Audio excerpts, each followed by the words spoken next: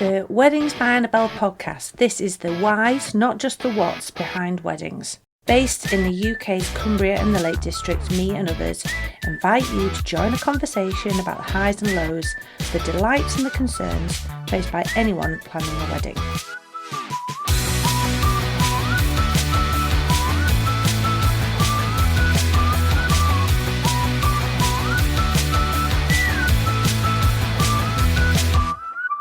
Hi, welcome to episode 4. This time we are going to be covering where do you begin? There's a song in there.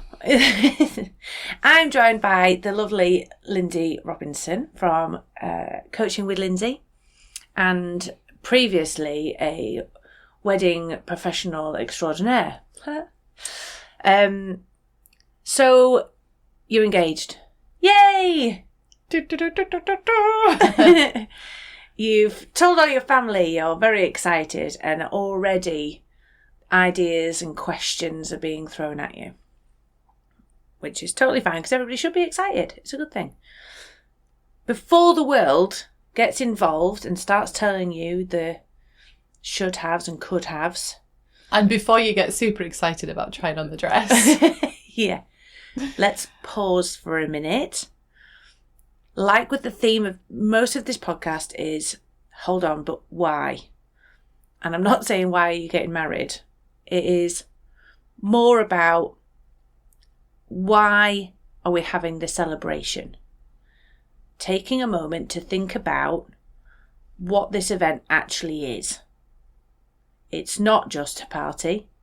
It should be a bloody good one, but it's not just about that. The fact is, and Lindsey will agree, after years of being married myself, I still refer back to the wedding day.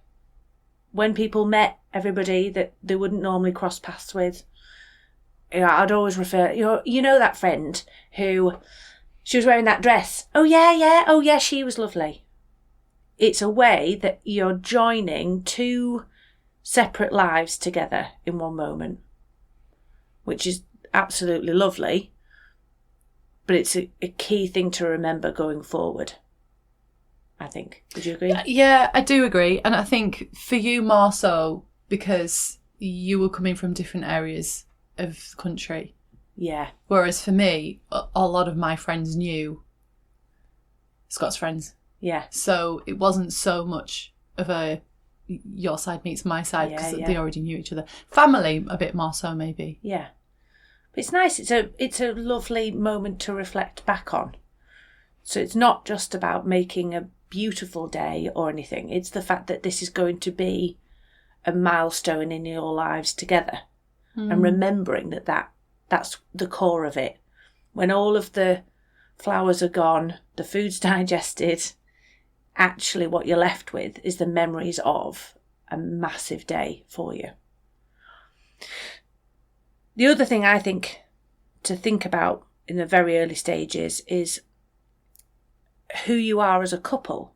So I'll talk to my clients, and the first thing I want to know is, if I was to ask your friends or family about you, what would they summarise? And luckily I ask them ahead of time, because a lot of time I get blank faces as they try to think about, oh, don't know, oh my God.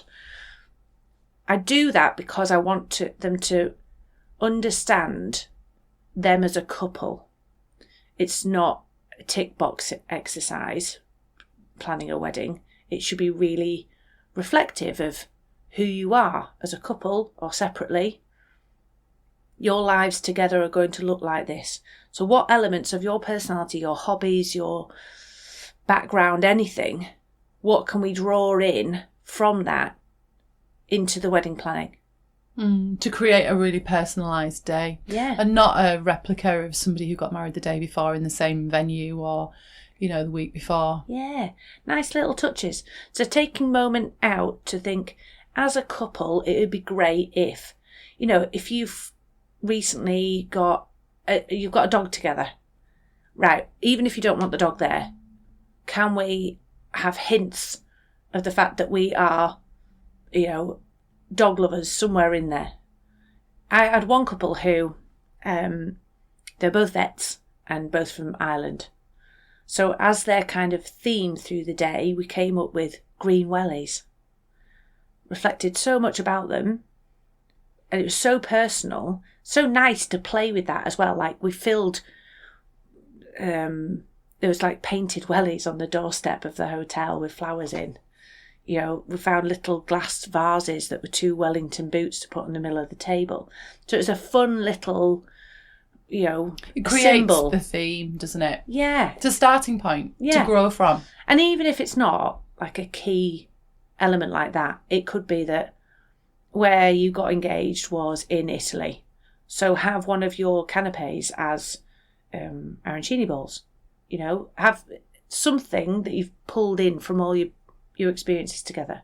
Yeah, I've seen lots of weddings where, not lots of weddings, a few weddings where they'll have, each table will be called a place where they've travelled to together. Yeah. So it's really pulling in a little bit of history rather than just having table 1 to 10 or whatever. Yeah. It's nice. It's an excuse, isn't it? But again, at this early stage, it's remembering who you are as a couple to then bring that in further down the line. Next thing is, what does it feel like? Sounds such like a fluffy sentence, that, doesn't it? But I mean, there's couples out there who go, actually, we really like the kind of formal setup. We want tradition. Yeah, we want a top table. We want speeches. We want... Yeah, we want to tick all those boxes because that feels good for them. But there's the other end of the spectrum where they go, actually, I don't want any of that. Actually, can it just be us two witnesses, and then we go off on honeymoon for a month? It's what realistically and naturally does this feel like? If you could step forward in time and be there, what's the feeling behind all of it? Yeah. Nice. So once you've had all that thought together, you know, it's all about compromising. Yeah. Sharing ideas between you. I mean, this is quite a fun exercise, really. I mean, it could be really adorable to have that time to talk about it. You might learn some surprising things about each absolutely. other. Like, what do you mean you want to do that? Yeah. Next is getting a good old notepad ready and getting some notes down. First is priorities. Everybody has something in their mind that is an absolute must for the wedding. It could be that you have a little daughter who has to be flower girl. You have an elderly grandparent that must see the ceremony. You must have your favourite chip van be at the evening do. You must, I don't know, have this one song played somewhere in the wedding. There is always a list of that you can put together that go, these are the most important things to us. Big or small, it might just be actually, we just want everybody to be staying nearby. As simple as that.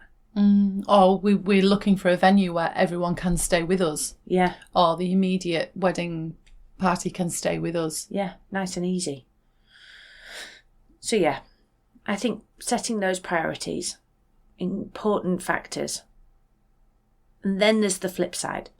Then there's the, what are you not bothered about? I think when you're having the chat together, those things will naturally come up anyway. You know, I'm not bothered about what the rings are made out of. I'm not bothered about having a cake. I'm not bothered about whether it's a band or a DJ. And I think this comes back to episode 2 where we talk about could and would. Yeah. And that whole thing about the cake, you know. Yeah. I don't really feel like we should have a cake. How do you feel? Do you feel like we should have a cake? Is it really important? Oh, it's really important to me and my family because Auntie Susie will make it, you know. So it is about having those conversations, but being really aware of the woulds and the shoulds and the coulds and all of that. All of the influences. Yeah. Yeah. So you have all your priorities. You have the things that you're totally not bothered about. Then I think 3 key things, see if you agree. Guest list. There's the 3 things that I think that they all play a big part on each other. Absolutely. So guest list, budget and venue. And they feed into each other massively. Yeah. It's a bit like a chicken and an egg thing, really. Yeah. I know in the past when I've been planning weddings with people, have sort of said, we don't know our numbers. What can you cater for? Well, you name it, we can cater for any number. What do you want it to be? Well, we don't know. Well, okay, well, what kind of venue do you want? So you choose your venue and then you're going to be determined by the numbers. But then, the numbers don't fit. So it's just, you go backwards and forwards until you find. But I do feel like it's a little bit like choosing a house in that when you know, you'll just know. And when you find the venue that you'll really like, you'll make the budget work. Yeah. Unless you've got a very strict budget, in which case, don't go and see the really expensive venue or the really big venue that can only have weddings that are really big. Yeah. Don't go and see those because it's not realistic, is it? Yeah. It's different. I think guest list causes a lot of people a lot of grief. I always try to cut it down to an A and a B, which, don't take it personally if you've been put on the B list. It's just a way of trying to categorise when there's potentially everybody you've ever met. So trying to cut that down. A list is these people have to be at the wedding. Absolutely. And I think now, looking back on my wedding, there was an awful lot of people there that I didn't really need to be there. And at the time, I felt like they did. But looking back, no. Yeah. It's weird that, isn't it? There's people you think, oh, God, I haven't seen them in forever. The B list for me, like I say, it sounds quite harsh if you tell people they're on the B list, but often it's those that you're not sure whether they're going to travel all that way anyway, or mobility, or they're pregnant, or something that might influence whether they can even go. Or it's those people that actually, we really want you there, but the budget won't allow it. So maybe you come to the evening. Maybe that's the way that we're going to manage how we can afford the wedding or the venue choice or something. So you've got those people on that list to go, let's see what we can work out. Or sometimes it's that people on the A list can't come. And so it's opened up gaps. So you've got this other list ready. So yeah, don't feel ashamed about putting people in these categories. It is purely, it's a functional list. That's why. Yeah, and I think if you're somebody who's ended up on the B list, it's to not take it personally. You just can't. And it's not really until you're planning your own wedding or somebody else's wedding and you realise how hard it is. The venue can only seat, 60 people. And obviously I've got to prioritise these people. But I'd really love you to be there at night time. So if you do end up on the B list, it's not a terrible thing. No. And it's nice. You're on the list. Yeah, you still made the cut. Budget. So I think so much about a wedding can refer back to budget. And not just because it's all expensive, but because it's important to think about. And when setting a budget, it's quite easy to just go, right, well, how much is that? Yeah, we'll have it. How much is that? No, whatever. Those who have entered into the world of weddings will soon realise it can get really expensive.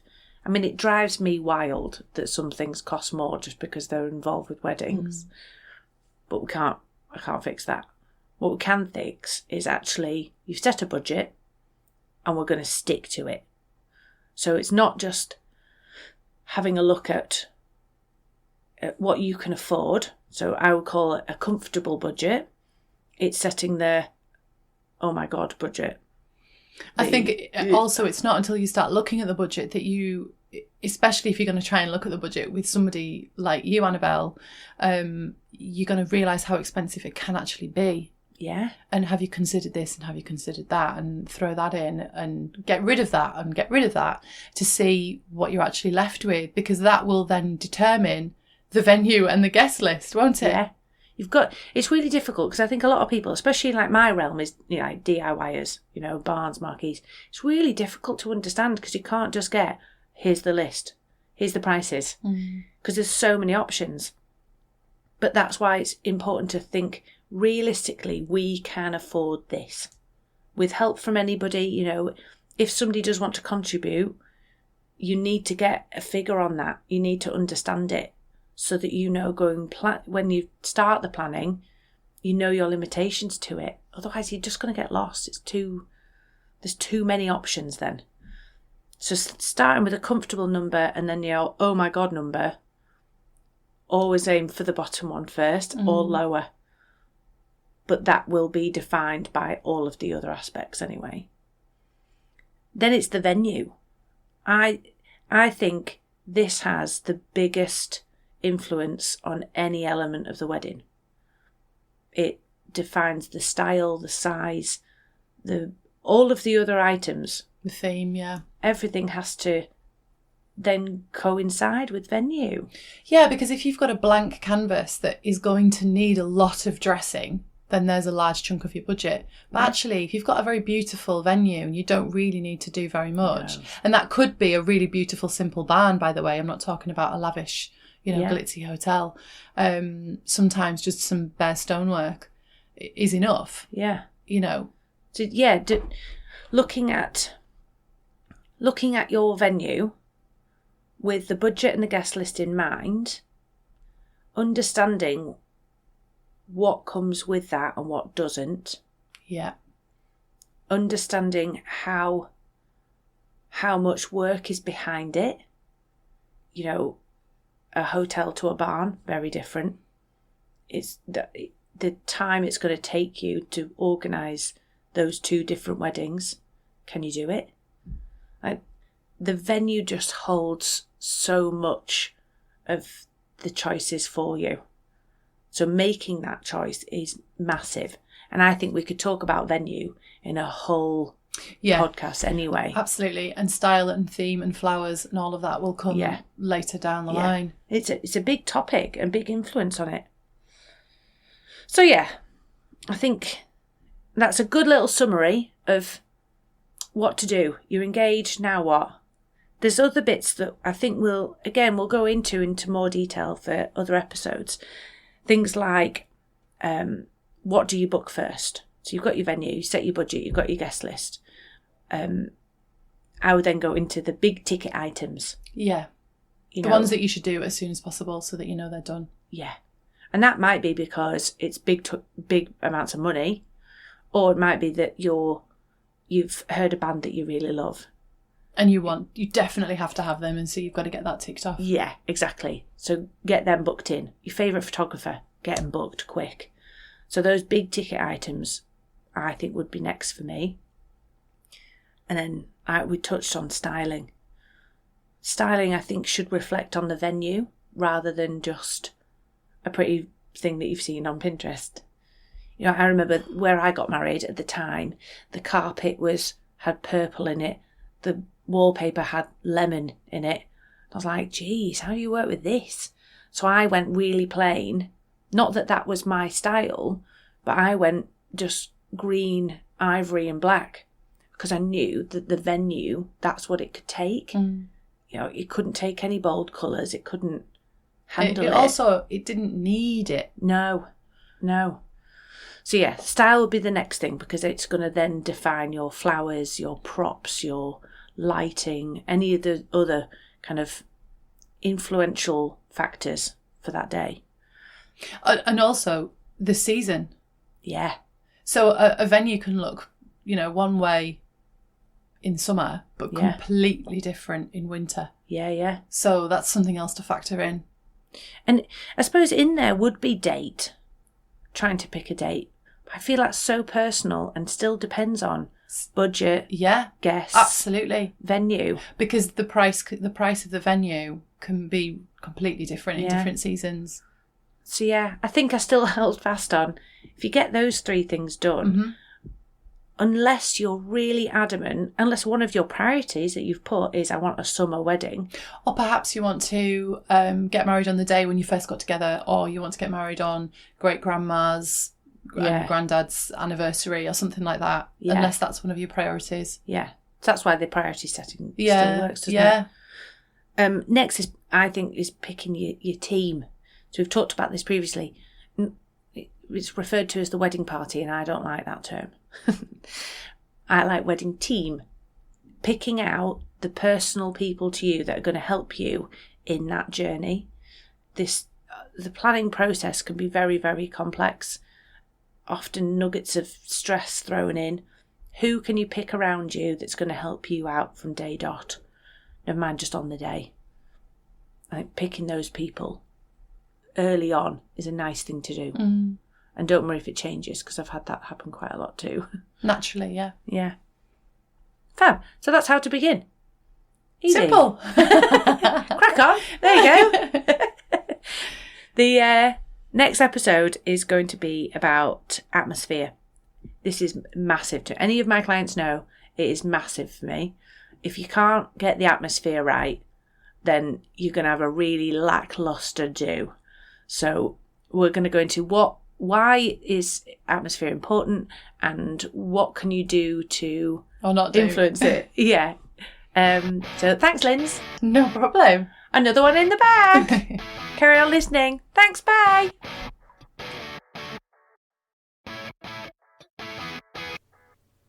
If you would like some further advice or help, or more information on weddings by Annabel, or would like to be involved in the podcast, then email us via the website weddingsbyannabel.co.uk, or find us on Instagram, Facebook or LinkedIn.